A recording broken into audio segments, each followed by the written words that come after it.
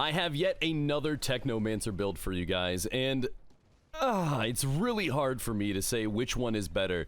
The infinite ammo is obviously a great build, but isn't necessary for pretty much any of the activities in the demo. You know it's strong, you know it's dominant. There's a link for that build in the description of this video. But this one is just a well-rounded build. This will likely be the build that I take when I do push this character into full game, because it builds around a nice little hybrid and balance between anomaly power and firepower. And I think that's a very healthy thing for something like this. Now, what I do is I aim for a triple Scrapnel build. I've got 3 grenades, good cooldown, the pain launcher for additional crowd control and damage, and I build and synergize around those. At the same time, I'm also still using Blighted rounds, and with a decent amount of firepower, I still hit for a solid amount of damage from my guns, but also because I've built onto anomaly power, the tick damage from the Blighted rounds is still extremely powerful. So this is probably the best well-rounded build for Technomancer in the demo, though it may not be able to burst like the Blighted rounds build can. This one really does obviously make up for it in many other ways. So let's start on the build. For the headgear, I recommend obviously anomaly power on at least 4 pieces of this gear, as high as you can.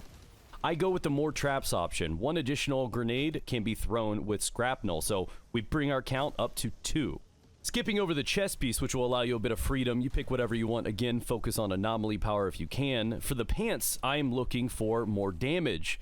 This increases the Scrapnel grenade's damage by 92. This again, more burst. You got 3 of them. It just makes all 3 of them stronger. And reminder to use them as you can, because cooldown will proc, and all 3 of them come back when that cooldown is done.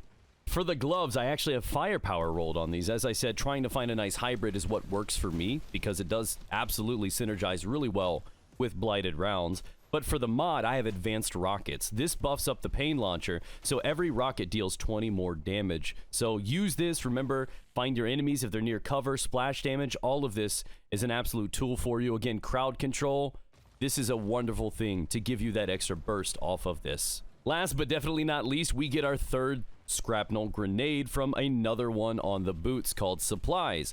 1 additional mine can be thrown before triggering the cooldown. So if you've counted up to date, we have 3 Scrapnel grenades, 1 pain launcher, the Blighted rounds, and pretty much everything you need, the perfect recipe for kicking ass inside of the demo. And this is an absolute phenomenal build. Maybe not as easy as the other method, but it definitely has more potential than the other method with the Blighted rounds exclusive build. I'm a big fan of this one. As you'll see the gameplay, you got to discover what works for you. You have 3 grenades, and you can use them however you want. You only realistically need 1 or 2 of them in the pain launcher to take out a captain in a captain farm. You line them all up. You run the routes however you want. Use that extra grenade how you need to. Actually, all 3 Scrapnel grenades can kill the captain on its own. You don't even need the pain launcher. So it gives you a lot of flexibility. And at the end of the day, if you need to use it, Blighted rounds is a monster. Again, the damage tick on this will realistically go up to double. You could probably like 1-tap a rifleman, and the actual toxic damage will kill the rifleman on its own. There's, what, 12 ticks of 7 damage apiece? Ooh, really good damage. So that is this build. This is one that I really, really prefer, and this is what I will probably be building around closer to the actual launch of the game.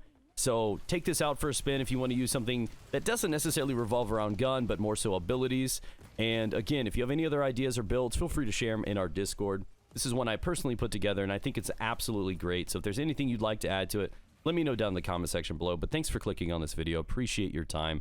If you can, consider subscribing so you don't miss any future Outrider videos or builds. And if you could leave a like, it really helps me out. So thanks again for everything, and I'll catch you on another video soon.